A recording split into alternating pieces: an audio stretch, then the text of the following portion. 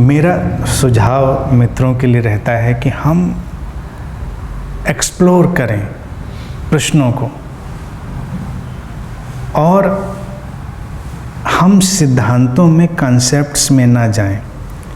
Conceptual जो प्रश्न होते हैं उनकी बहुत उपयोगिता नहीं होती। जैसे अक्सर लोग प्रश्न पूछ लेंगे, परमात्मा को कैसे पाएं? विच परमात्मा? पहले तो हम यही खोजेंगे कि है, नहीं है, क्या है, व्हाट इज दैट थिंग।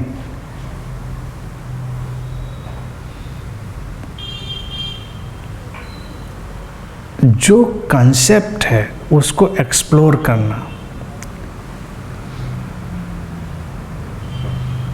अब जैसे विचार शून्यता क्या है, कोई मुझे बताए।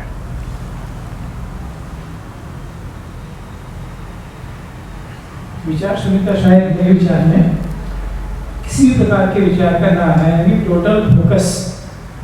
आपने कहा कि सांसों पर ध्यान दीजिए, आती जाती सांसों पर, और शरीर के साथ जो हो रहा है उसको होने दीजिए।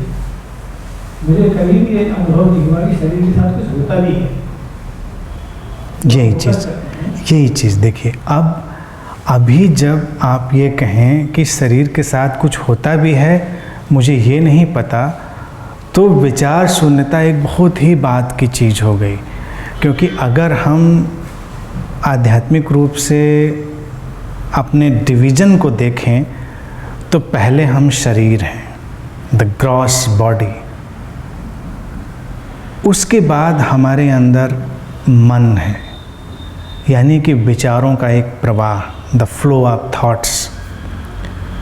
उसके पीछे भाव जगत है, उसके तरंगें, और उसके भी पीछे चेतना। तो अगर हम शरीर के प्रति जागृत नहीं हैं तो मन के प्रति जागृत होंगे ही नहीं।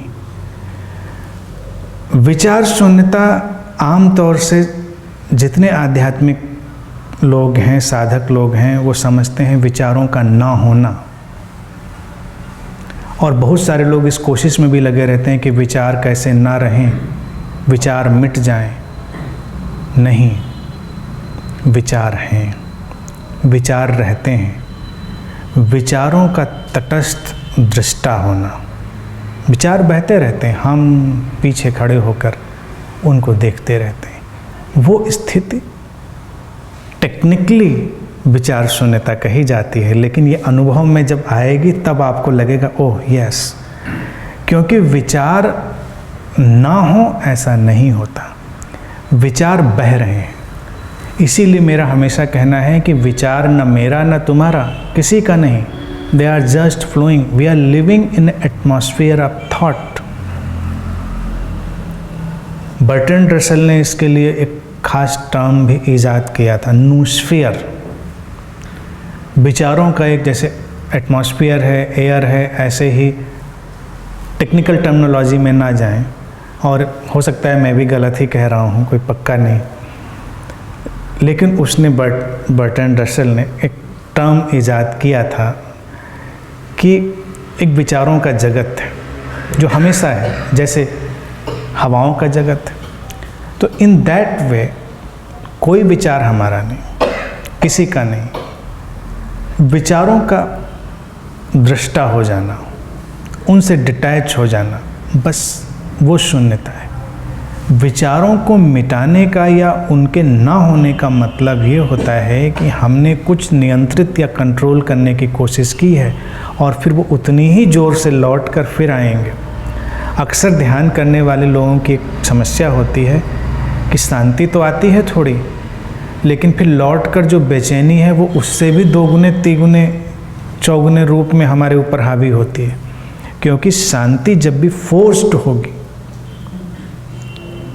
इसीलिए वो कंपार्टमेंटलाइज्ड नहीं है। जैसे हमको काट कर पैदा की गई शांति नहीं, कंपार्टमेंटलाइज्ड यानी कि हम यहाँ पर एक डिब्बे में अपने को बंद कर लें, अलग थलग।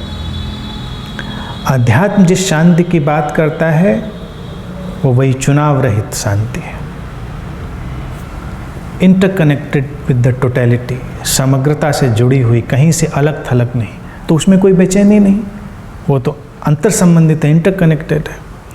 लेकिन अगर हमारी शांति कट ऑफ होगी तो शांति जल्दी ही जाएगी और अशांति उतनी ही जोर शोर से पकड़ेगी। जैसे कि ब्रह्मचर्य, विचार शून्यता जैसी ही स्थिति है, वो सेक्सुअलिटी या काम वासना का विपरीत नहीं है। इसलिए जो लोग ब्रह्मचर्य साधते हैं वो एक दिन विस्फोट होती है और वो उतनी ही कामुकता से, सेक्सुअलिटी से भर जाते हैं। साधना नहीं है। अब भारत में शब्द उपयोग किया गया ब्रह्मचर्य, यानी लिविंग लाइक गॉड, ब्रह्म की चर्या, the way of God. What is way of God? Living in the total acceptance. तो ऐसे ही शब्द और शब्दों के बीच के ताने बाने, हमारा उद्देश्य होना चाहिए हम कॉन्सेप्ट्स में ना उलझकर बात के एसेंस को समझें।